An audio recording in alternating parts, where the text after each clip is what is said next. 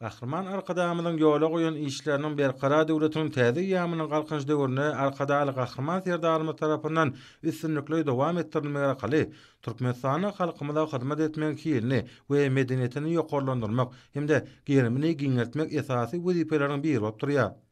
Şeýle wezifeler ýerine ýetirmekde ministrler kabinetiniň ýanynaky ulyk we kommunikasiýalar agentliginiň Türkmen Howa ýollary agentligi üstünlikli işler alyp barýar. Şeýlekde Aşgabatdan dünýäniň çar günjine uzayan howa ýollarynyň sany barhartýar.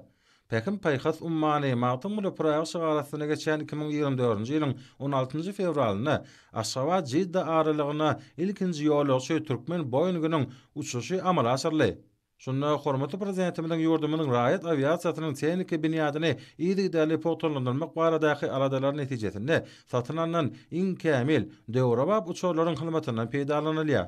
Ýurdumyň howa ýollarynyň bu täze ugry boýunça Jidda şäherine ýola goýulan ilkinji uçuşyň ýolagçylary özlerini bagtly insanlar hasaplanýarlar. Çünki olaryň ählisi ilkinji uçuş arkaly haç bardany berja etmek maksadyny ýüreklerine beslep barýarlar. Bu bolsa şeýle gatnawyň ýa-da ýola goýulmagynyň iýleşlemeden haç bardany berja etmeklerine de ulu amatlyk we ýeňillik döretmäge ýardam etjekdiginden habar berýär. Munyň üçin olar türkmen halkynyň milli lideri, Türkmenistanyň halk maslahatynyň başlygy Gahrman Arkadamyda hemde hormatly prezidentimiz Arkadaly Gahrman serdarymyza tüýs ýürekden hoşallyk bildirip alkyş sözlerini aýdýarlar.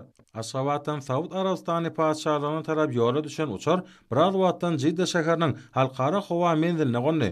Uçardan düşen türkmen ýolagçylary dostlukly ýurdun topragyna mehirli we mihmansyýarlyk bilen garşylandylar. Hemde olaryň ziyaratlarynyň we haç barlarynyň kabul bolmagy dile gedildi.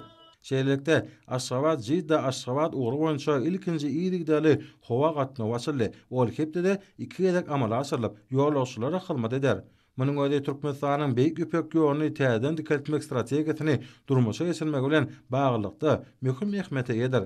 Çünki Türkmenistan sewtiň möhüm ulug halkasyna hemde iri halkara logistika merkezine bolýar. Möhüm başlangyçlary öňe sürýän hemde olary amala aşyrmakda anyk işler alyp barýan türkmen halkynyň milli lideri Gahrman Arkadamyň we şol işleri üstünlikle dowam etdirýän hormatly prezidentimiz Arkadaly Gahrman serdarymyzyň ulug siýasaty netijesinde bu wezipeler ýygydaly durmuşa geçirilýär. Ýola goýulan şeýle işler üçin iýleşlemeden ýolagçylaryň Hajar kadamyda hemde Arkadaly Gahrman Hajar serdarymyza hoşallyklarynyň hemde alkyş sözleriniň çägi ýok.